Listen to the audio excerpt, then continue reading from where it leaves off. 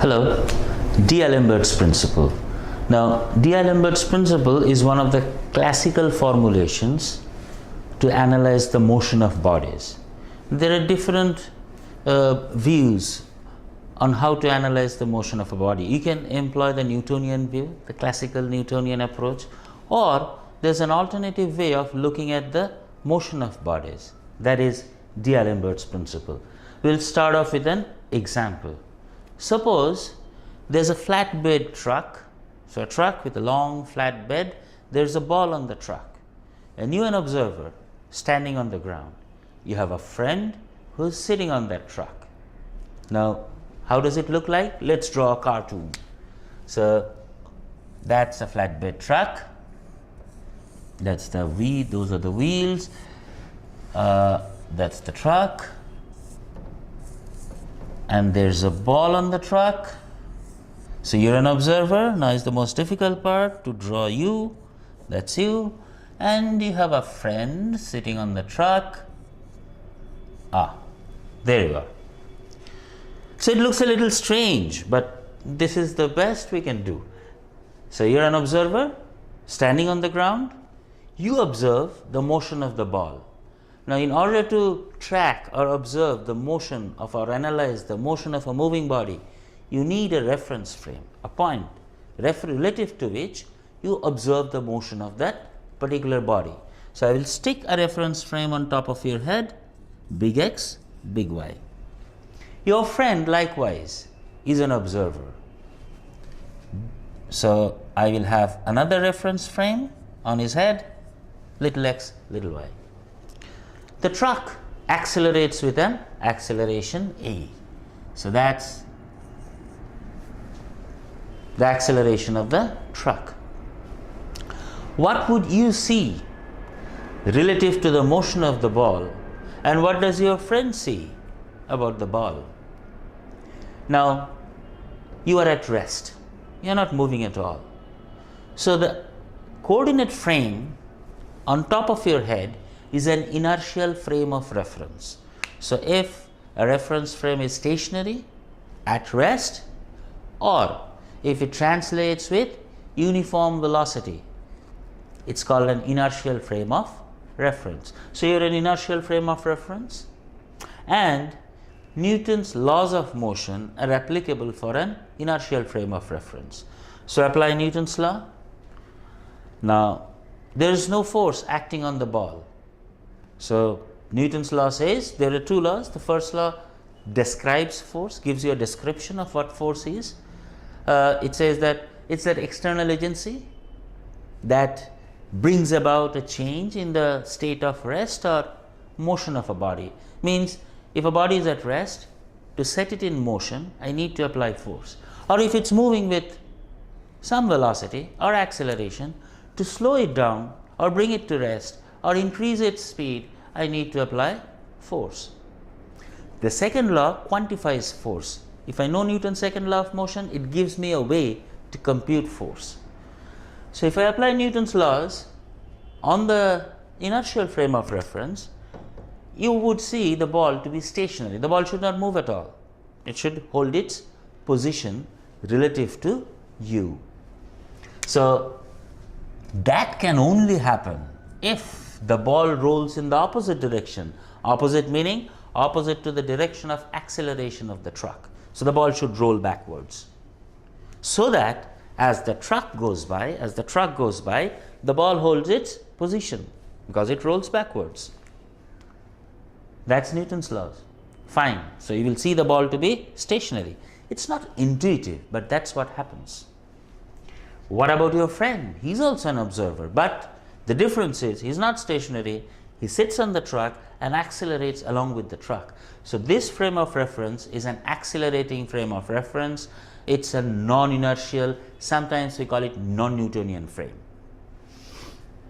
He would see the ball to roll towards him as if acted upon by some mysterious force. Now, to rationalize things, if the ball has to accelerate with an acceleration minus a, opposite to the direction of motion of the truck, it has got to be acted upon by some force.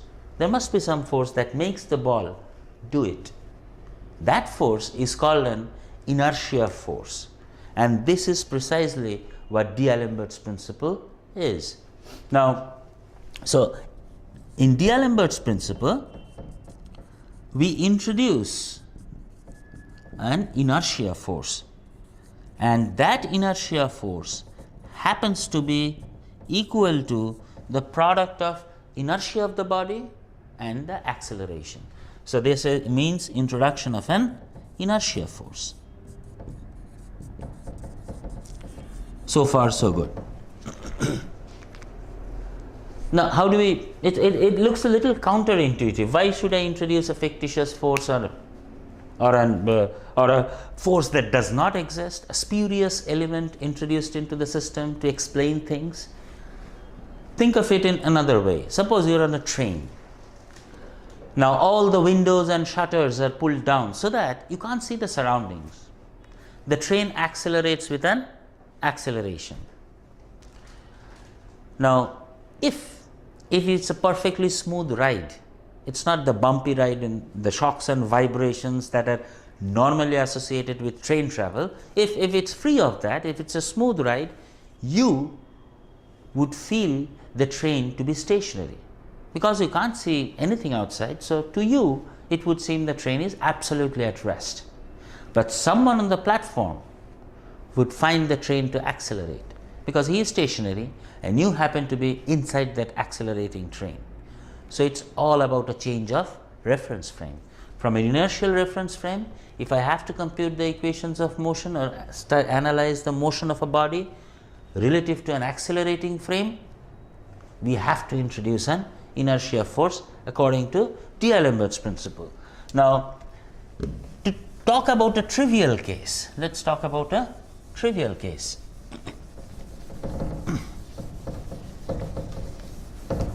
Now, a body is acted upon by a system of forces. It's simple, it's trivial, but it does illustrate the point. So I have a body, it's acted upon by forces, and the resultant of those forces happen to be, let's say, summation F. Under the action of this external force, Newton says the body accelerates with an acceleration A. M happens to be the mass of the body. Now, in order to measure acceleration, I will need a reference frame, and that happens to be a stationary frame of reference, an inertial frame. So far so good. So Newton says these external forces will give rise to acceleration, and numerically the second law says F is equal to mass into acceleration. That's the Newton's way of doing things. Now, what does D'Alembert say? So that's Newton's way of doing things. Now, D'Alembert's way says that D'Alembert, yes, D'Alembert's way, D'Alembert said that no, you shift the frame of reference onto the body. So I will shift this onto the body, little x, little y. And then you should introduce an inertia force. The inertia force acts in a direction opposite to the direction of acceleration. And this external force and the inertia force together will bring the body to rest. So it says sigma F minus this inertia force I is equal to 0. And that inertia force must be equal to the product of inertia, in this case translational inertia, which is mass, and acceleration. So in this case I will be equal to m into a. So substitute I with this expression, I arrive at sigma F minus m into a is equal to 0. It means under the action of this inertia force, the body is at rest. The observer sitting on this body observes the body to be at rest. What's the difference between these two equations? Nothing. It's just a change in perspective. It's a different way of looking at things. Now, why would you do that if you can touch your nose in a much simpler way than going around your head and touching it? Why would you resort to that? Why would you introduce something that does not exist into the system? The answer lies in history. Engineering mechanics, as you all know, consists of two things: engineering statics and engineering dynamics. Statics predates dynamics. The principles of statics have been employed since thousands and thousands of years ago. Think of a structure, the Roman aqueducts, the amphitheaters, even the Taj Mahal. They are examples of structures that employ principles of statics. When you build a structure, a bridge or anything, you have to account for all the loads that act on the structure. From a civil engineer's point of view, roughly, you need to account for the static loads, the dynamic loads, the wind loads that act on a body, and there could be loads on account of vibrations, earthquakes, so vibratory loads. All these loads taken into account should cancel each other out, should bring the body to static equilibrium. So you provide supports in such a way that your roof should cancel out all the forces and moments that act on the body, so that we do not want any displacement of static structures. Indeed, there are displacements, but they should be limited by the specified deviations that are allowed. But the bottom line is, you have to, the resultant of all these forces should be rest, so that the body is at rest, it doesn't move, it is in static equilibrium. People found it easier to understand. In fact, they had been building these structures for ages. Dynamics is relatively new. Setting aside the fact, Galileo's observations, Galileo, Copernicus, Kepler's ideas, Kepler's laws of planetary motion, dynamics really took off with the Newton's laws of motion. In the mid 17th century, Newton came up with Principia, and in that famous book he enunciated the laws of motion, and it's really then that the principles of dynamics were codified. But people found it hard to understand, because in order to observe the motion of a body, you need to measure the displacement of a body, you measure where the body is at some instant of time. That means you have to measure time, you have to account for time. That was difficult for people to understand. In 1742 or 43, D'Alembert proposed this wonderful idea. He said, okay, if I cannot understand dynamics, why not reduce a problem of dynamics into one of statics? I would say, introduce an inertia force into the system and bring the body at rest. I will arrive at the equation of motion, which is in fact the equation of motion arrived by Newton's way. Now, that means if I understand statics, I can understand dynamics. But the bottom line is really a change of coordinates. D'Alembert's method is nothing but shifting the coordinates from inertial to a non-inertial or accelerating frame of reference. We'll take one more example. Think of a conical pendulum. So we'll draw a conical pendulum and write down the equations by Newton's method, and then by following D'Alembert's method. Now let's draw the pendulum. So that's the trajectory or locus of the bob of the pendulum, that's the bob, and that's the string. Let's say this is the center of rotation in the plane of motion. The mass of the bob happens to be n, and so that's the string, and the center of rotation happens to be c. So the pendulum goes around, and let's call this theta, the angle subtended with the vertical line passing through the center of rotation. Now, if I have to analyze D'Alembert, what did he say? He said no inertial frame of reference, but stick it on the body. So we'll do just that. So we'll stick a frame of reference on the bob. Write down the equations of motion. Along the y direction, the bob is in equilibrium. Why? everything interesting, the dynamics is happening in the plane. So this is how it goes around. So in this plane, all the dynamics is centered. Nothing happens along the y direction. The bob doesn't jump up and down. So along the y direction, if I have to analyze the motion, it's kind of simple. Sigma Fy is equal to 0. Summation of all the forces along the y direction. That would mean, if that's theta, this is theta. Now we'll have to draw the free body diagram of the bob. We'll do it here. So FBD, the free body diagram. So that's my bob, my coordinates. So we'll have the weight of the bob that acts downwards, m into g. The tension in the string happens to be T. If that's theta, this angle got to be theta. So I've got all the forces. D'Alembert's way. Now along the y direction, the bob should be in equilibrium because there is no motion of the bob in the vertical plane. So I will write T cosine theta, the cosine component of T, must be equal to the weight. It just neutralizes the weight. But along the x direction, the dynamics is different. In this case, remember, the tension in the string is the only real force in the system other than the potential of the bob, mg. Now the x component of T happens to be T sine theta. Now T sine theta will give rise to an acceleration. We call that normal acceleration.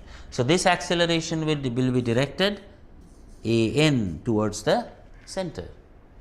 And you know that if a particle or a body moves in a circular path of radius r with an angular velocity omega, then the acceleration or the normal acceleration, the acceleration directed towards the center, must be equal to omega square r.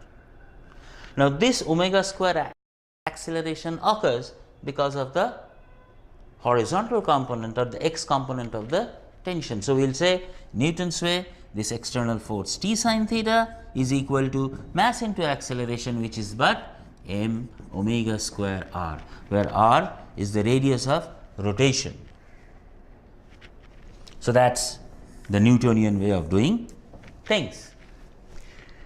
Now the D'Alembert says, as it says, if the acceleration is directed in this direction, no, there will be an inertia force that acts opposite to the direction of acceleration. So it should be a force that's directed outwards. Now this force is what we call centrifugal force. So this inertia force is inertia of the body, which is mass multiplied by acceleration omega square r. And under the action of this force, inertia force, and this force, external force, T sine theta, the only real force in the system, the body is in equilibrium. So by D'Alembert's way, we would say T sine theta minus m omega square r is equal to 0. It's the same equation we started off with. Now there are two schools of thought. Some people start off with the D'Alembert's way of chalking out the equation, and some prefer the Newton's method. There are proponents who say D'Alembert's principle need not be learned because we are smart enough, not like our forefathers. We know what dynamics is and there is no need to introduce an inertia force into the system. But whatever you choose to follow, irrespective of that, the interesting fact is D'Alembert's principle signifies a change in coordinates, shifting the frame of reference from a inertial frame to a non-inertial frame, an accelerating frame of reference. And if you do that, that's the crank you need to turn to write down the equations of motion. So it's up to you to decide which method to follow. We all have our preferred paths to write down equations of motion. Irrespective of that, you need to work out problems, and in future I'll be happy to come up with more lectures on applications of D'Alembert's principle. Thank you.